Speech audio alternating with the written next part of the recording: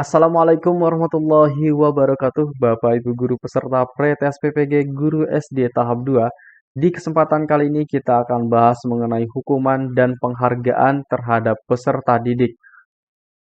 Ini kita bahas terkait dengan sesuai kisi-kisi tahun 2022 terkhusus pada indikator soal 13.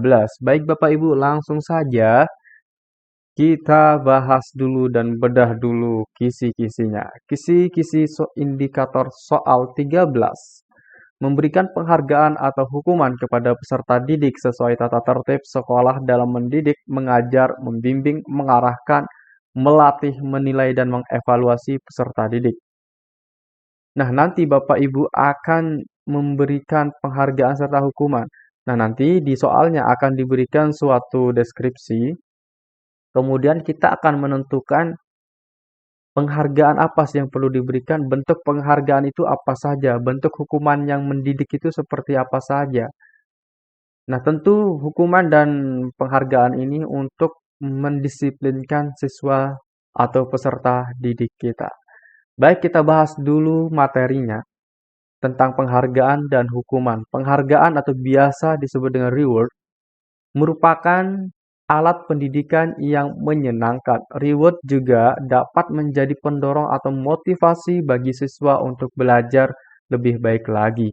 Nah, siapa sih yang tidak suka diberikan penghargaan, baik itu penghargaan berupa pujian, kamu sangat bagus sekali, kemudian penghargaan berupa hadiah juga itu merupakan sesuatu yang sangat baik bagi siswa.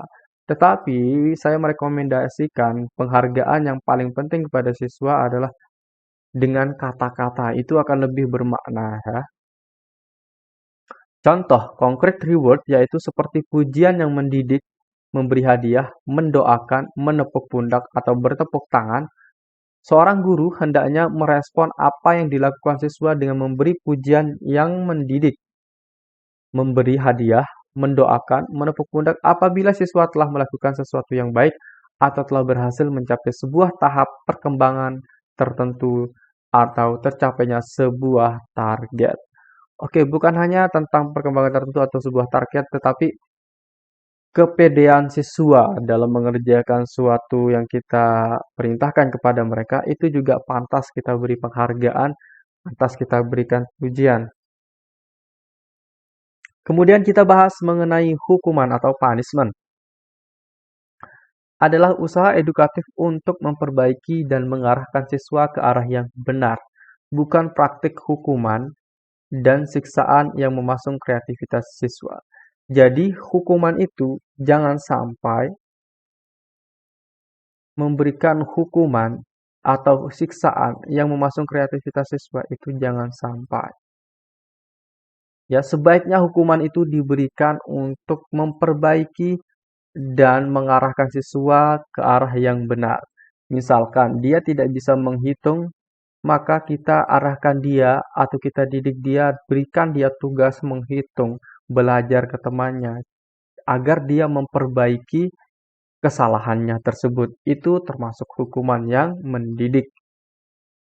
Oke, melainkan hukuman yang dilakukan harus bersifat pedagogis, itu mendidik, yaitu untuk memperbaiki dan mendidik ke arah yang lebih baik, itu menurut Fajar.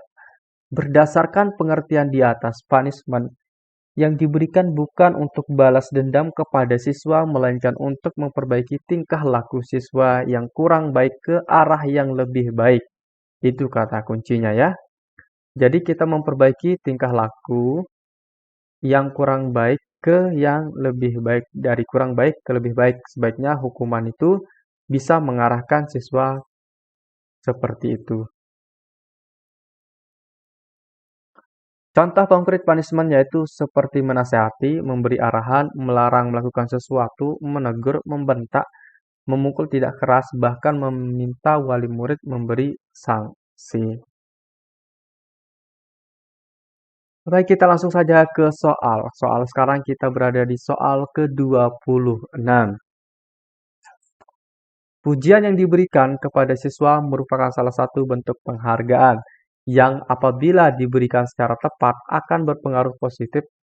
Pengaruh positif yang dimaksud adalah apakah yang A.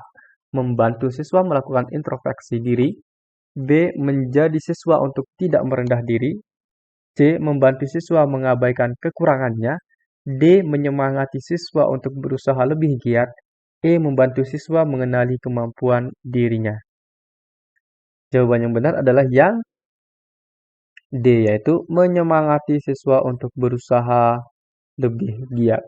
Nah, tadi kan kita sudah belajar tentang penghargaan.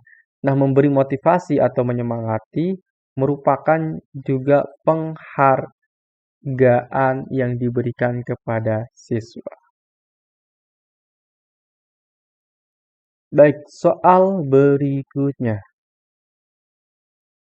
Oke, sebelum kita ke soal berikutnya, bagi Bapak Ibu guru yang berminat untuk mendapatkan kisi-kisi e-book Pretest PPG kami, silahkan Bapak Ibu guru bisa menghubungi melalui WhatsApp yang ada di layar. Nanti di e-booknya ada kisi-kisi, kemudian ada pembahasan, serta banyak sekali soal yang kita bahas, yaitu sebanyak 300 lebih soal. Semua soal-soal itu kita sesuaikan dengan kisi-kisi yang diberikan oleh Kemdikbud. Jadi kita tidak keluar dari rel yang diberikan oleh Kemdikbud. Baik, kita lanjut ke soal berikutnya. Seorang guru memberikan hukuman kepada siswa yang tidak menyelesaikan tugas yang diberikan guru. Guru memberi teguran kepada siswa yang tidak menyelesaikan tugasnya. Maka dalam pemberian hukuman tersebut yang harus diperhatikan adalah apakah yang A untuk menakuti siswa, B membuat siswa takut pada guru, C memberi harapan, arahan bukan harapan ya, yang D menghukum karena benci. Oke, berarti Bapak Ibu guru sudah paham lah yang ini ya. Jawabannya jelas yang C, yaitu memberi arahan. Nah, itulah yang perlu dilakukan oleh seorang guru. Hukuman itu bentuknya arahan dari yang kurang baik ke lebih baik. Seperti yang kita bahas tadi ya. Kenapa tidak A, menakuti siswa ini tentu akan mengakibatkan psikis siswa dalam belajar itu tidak seimbang. Nanti kalau dia diberi pembelajaran malah dia takut tidak bersemangat untuk belajar. Ataukah yang B, membuat siswa takut pada guru. Nah, ini juga sama. Nanti ketemu gurunya dia takut berkonsultasi, takut bertanya, takut berbincang dengan gurunya, takut menjawab pertanyaan dari guru. Itu akan membuat siswa nanti tidak berani untuk belajar bersama gurunya. Yang D, menghukum karena benci. Nah, ini juga salah. Jangan sampai kita dalam mendidik itu membenci siswa-siswi kita. Itu tidak baik. Itu bukan karakter seorang guru. Soal berikutnya, soal ke-28. Perhatikan pernyataan di bawah ini. Kita langsung saja ke pertanyaannya. Pernyataan di atas yang sesuai dengan pemberian hukuman kepada siswa pada pembelajaran adalah, nah dari pernyataan di atas manakah yang sesuai pemberian hukuman kepada siswa? Apakah yang satu, hukuman yang dilakukan harus bersifat pedagogis? Yang kedua, untuk mengancam siswa agar takut pada guru? Yang ketiga, untuk memperbaiki dan mendidik ke arah yang lebih baik. Yang keempat, dapat memberikan motivasi kepada siswa. Yang kelima, membuat siswa tidak berani berkomunikasi dengan guru.